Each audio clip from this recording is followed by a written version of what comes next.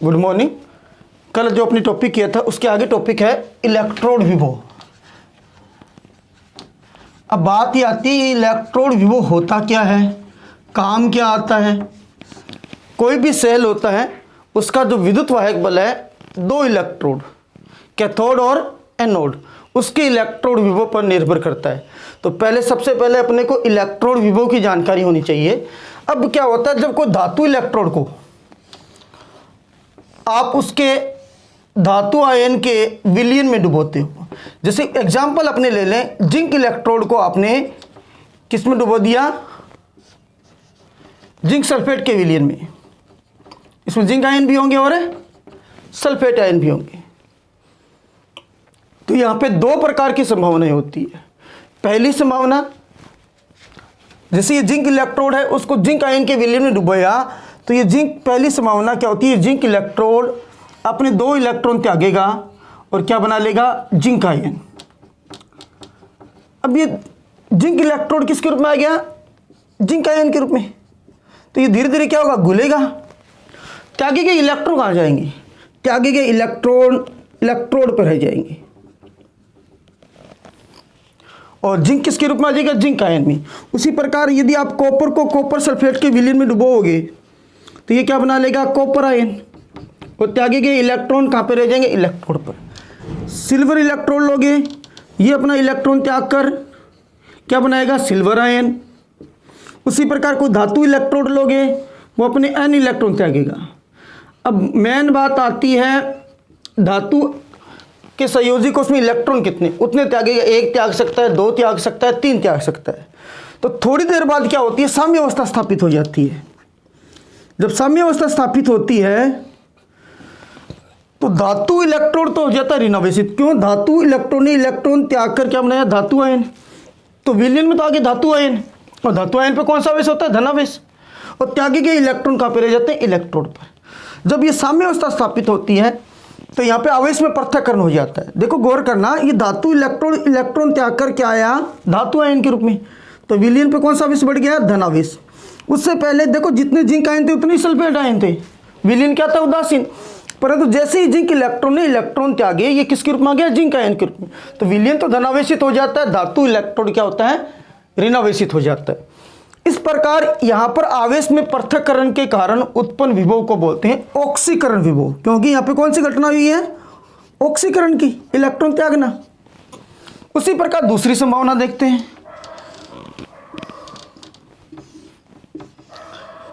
ये आपका zinc electrode ही मान लो, यहां पे अपने क्या मान सकते हैं, एम, तो यहां पे क्या आएगा, एम एन पॉजिटिव।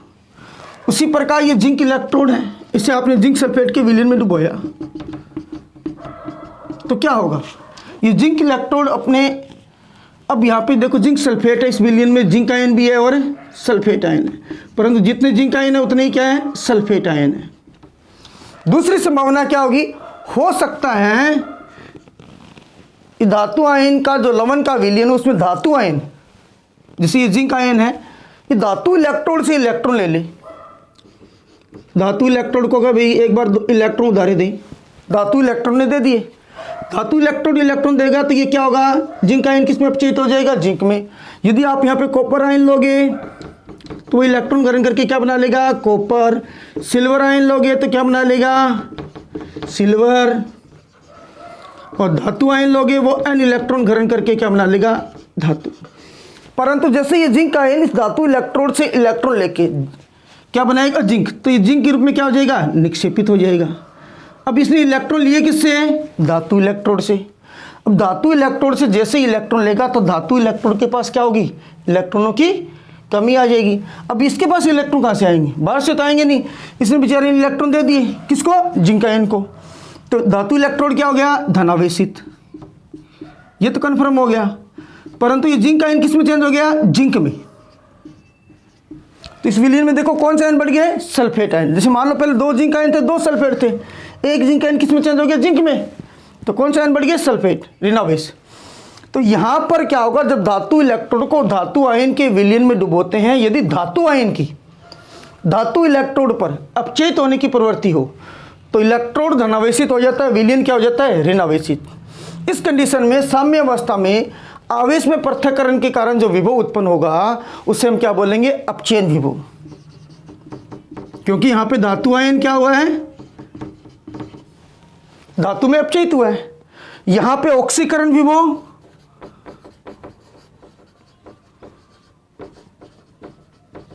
और ये कौन सा है, अपचयन विभव। अब मेन बात आती है, इन दोनों का मान बराबर होता है। अंतर क्या होता है, इनका चिन्ह अलग होता है। यदि ये धनावेश है, प्लस का x है तो ये माइनस का x होगा। ये माइनस का y है तो ये प्लस का y होगा। ये यदि ये प्लस का y है तो ये क्या होगा, माइनस का y होगा। परंतु मान क्या होगा, समान होगा। ये चीज ध्यान रखने वाली। अब मेन बात क्या था, जब क्या करते हैं, धातु इलेक्ट्रोड को किस में डुबोते हैं, उसी धातु आयन के लवण के विलयन में डुबोते हैं।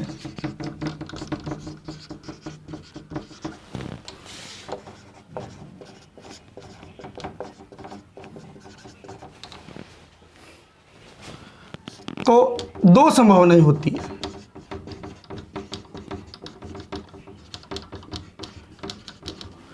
पहली क्या है, यदि धातु इलेक्ट्रोड की क्या होगी, धातु आयन में जाने की प्रवृत्ति होगी या धातु आयन में ऑक्सीकृत होने की प्रवृत्ति होगी, तो यहाँ पर साम्य अवस्था में आवेश में पृथक्करण के कारण उत्पन्न विभव को क्या बोलेंगे, ऑक्सीकरण विभव।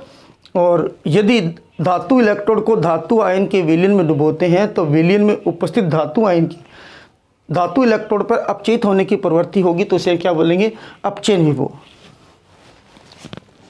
धातु इलेक्ट्रोड की धातु आयन के रूप में विलयन में जाने की प्रवृत्ति है,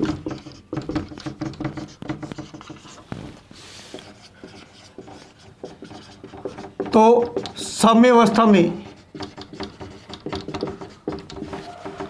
आवेश में पृथक्करण के कारण, आवेश में पृथक्करण कैसे होगा, इलेक्ट्रोड ऋणावेशित, विलयन क्या हो गया, धनावेशित। उत्पन्न विभव को क्या बोलते हैं, ऑक्सीकरण विभव कहते हैं। सेकंड परिभाषा, दूसरी कंडीशन क्या है, यदि धातु इलेक्ट्रोड को धातु आयन के विलयन में डुबोते हैं तो धातु आयन की या विलयन में उपस्थित धातु आयन की धातु इलेक्ट्रोड पे अपचयित होने की प्रवृत्ति हो, उस स्थिति में साम्य अवस्था पर आपको पता है, इस स्थिति में क्या होगा, इलेक्ट्रोड धनावेशित होगा, विलयन क्या होगा, ऋणावेशित होगा। इस स्थिति में आवेश में पृथक्करण के कारण जो विभव उत्पन्न होगा उसे हम क्या बोलेंगे, अपचयन विभव। यदि विलयन में उपस्थित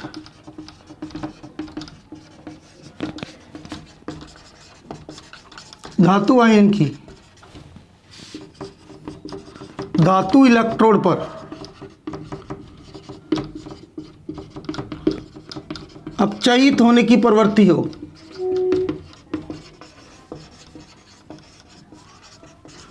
तो साम्य अवस्था पर क्या होगा, साम्य अवस्था पर आवेश में पृथक्करण के कारण उत्पन्न विभव को क्या बोलेंगे, अपचयन विभव कहेंगे।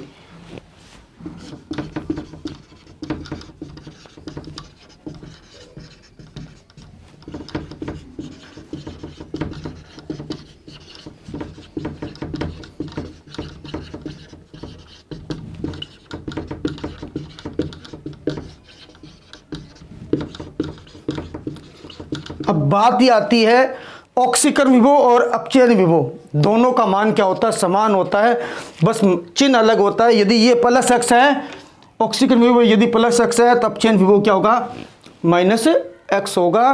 अब इलेक्ट्रोड विभव को दर्शाने की तरीका क्या होता है, देखो गौर करना, यहाँ पर इसका ऑक्सीकरण विभव होगा वो कैसे लिखा जाएगा, पहले धातु इलेक्ट्रोड किस में चेंज हुआ है, धातु आयन में ना, ई लिखेंगे। इलेक्ट्रोड विभव के लिए ई आता है, एम स्लेश लगा के एम एन पॉजिटिव। जैसे यहाँ पे आपने जिंक ले लिया तो यहाँ पे क्या आएगा, जिंक, जिंक आयन।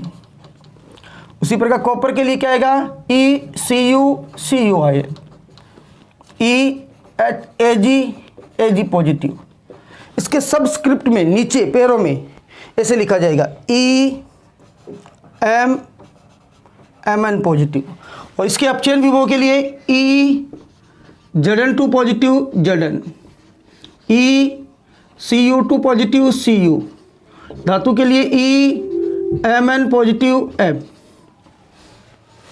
ये अपचयन विभव के लिए है, ये किसके लिए? ऑक्सीकरण विभव के लिए। अब बात ये आती है, दोनों का मान समान है, परंतु IUPAC की नवीन परिपाटी के अनुसार अपचयन विभव को ही क्या माना गया है? इलेक्ट्रोड विभव माना गया है। अब इसकी इलेक्ट्रोड विभव की देखो, ये समझाने के बाद थी, अपने लेदे के बाद क्या याद रखनी है, जब धातु इलेक्ट्रोड को धातु आयन के विलीन में डुबोते हैं तो धातु इलेक्ट्रोड की धातु आयन में ऑक्सीकृत होने की प्रवृत्ति या विलयन में उपस्थित धातु आयन की धातु इलेक्ट्रोड पर अपचयित होने की प्रवृत्ति को ही हम क्या कहते हैं? इलेक्ट्रोड विभव कहते हैं। और मैंने एक बात बोल दी है, IUPAC के नवीन परिपाटी के अनुसार अपचयन विभव ही क्या कहलाता है? इलेक्ट्रोड विभव कहलाता है। इंपॉर्टेंट बात, मतलब ये काम आएंगे अपने, न कि ये। परंतु दोनों घटनाएं होती है, ऑक्सीकरण विभव है, उसको उल्टा करेंगे तो क्या बन जाएगा? अपचयन विभव। कि दो इलेक्ट्रोड होता है, एक पर ऑक्सीकरण होता है और एक पर क्या होता है? अपचयन। जिस पर ऑक्सीकरण होगा उसका मान ज्ञात करके उसे उल्टा कर देंगे तो क्या मिल जाएगा अपने को? अपचयन विभव। यदि ऑक्सीकरण विभव मान लो पॉइंट x माइनस का पॉइंट x प्राप्त हुआ है तो उसका अपचयन विभव क्या? प्लस का पॉइंट x हो जाएगा। ये करना है। अब अपने बात आती है इलेक्ट्रोड विभव। मैंने एक बात बोली है कि IUPAC की नवीन परिपाटी के अनुसार अपचयन विभव को ही हम क्या बोलते हैं? इलेक्ट्रोड विभव कहते हैं। अब इसे आगे देखते हैं। इंपॉर्टेंट बात क्या लिखोगे? IUPAC की नवीन परिपाटी के अनुसार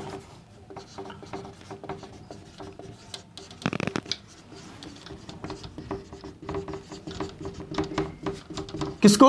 अपचयन विभव को ही क्या कहते हैं? इलेक्ट्रोड विभव कहते हैं।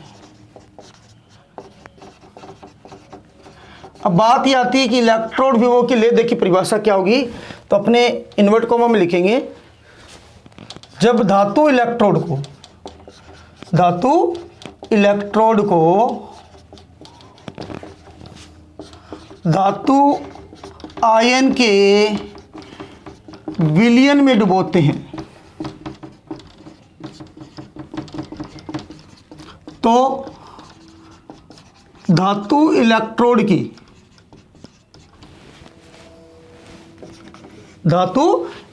की धातु आयन में ऑक्सीकृत होने की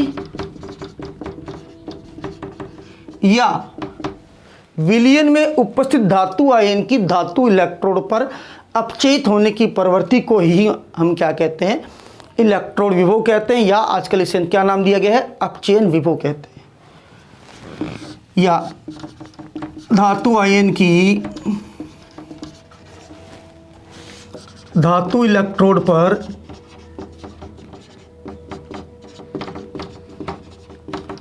अपचयित होने की प्रवृत्ति को ही क्या कहते हैं? इलेक्ट्रोड विभव कहते हैं।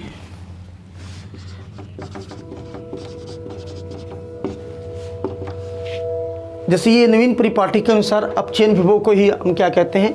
इलेक्ट्रोड विभव कहते हैं। जैसे धातु आयन है, यदि ये n इलेक्ट्रॉन ग्रहण करेगा, ये क्या बनाएगा? धातु। इसका इलेक्ट्रोड विभव कैसे दिखाया जाएगा? Mn positive M। अब एक वर्ड और आता है, मानक इलेक्ट्रोड विभव क्या होता है?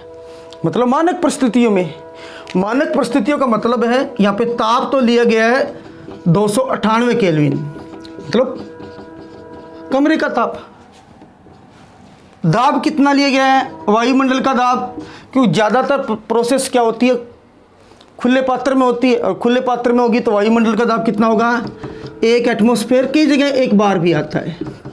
दोनों का मान मोटा मोटी समान ही है, क्योंकि आपको पता है 1 एटमॉस्फेयर बराबर क्या होता है, 1.0325 बार होता है। मोस्टली ऑलमोस्ट बराबर है।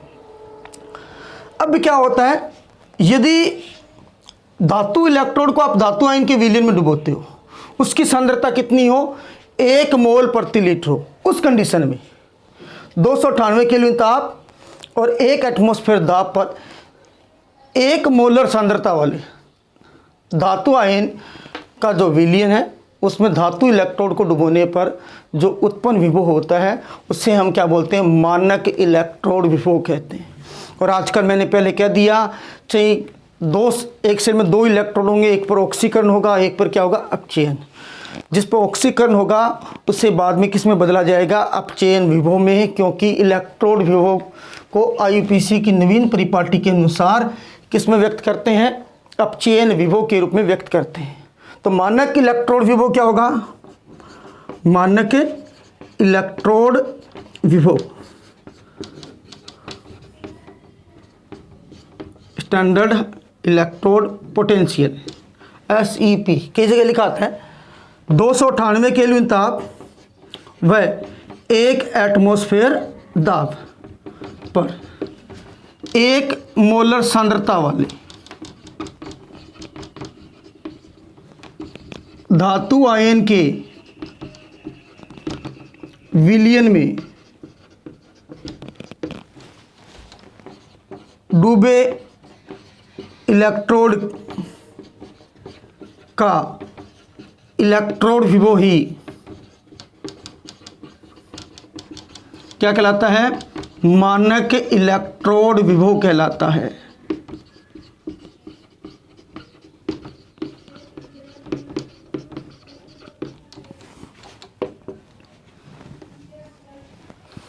यहाँ पे धातु इलेक्ट्रोड को आपने धातु आयन के विलयन में डुबोया है, इसकी सांद्रता कितनी होगी, 1 मोल प्रति लीटर। तापमान कितना होना चाहिए, 298 केल्विन। दाब कितना होना चाहिए, 1 एटमॉस्फेयर। और इसके बाद अपने अब पढ़ेंगे विद्युत रासायनिक श्रेणी, फिर विभिन्न इलेक्ट्रोडों का इलेक्ट्रोड विभव, एक मानक इलेक्ट्रोड आएगा, मानक हाइड्रोजन इलेक्ट्रोड, उसकी सहायता से कैसे ज्ञात किया जाता है, इसके जस्ट बाद ये टॉपिक आएंगे। ओके।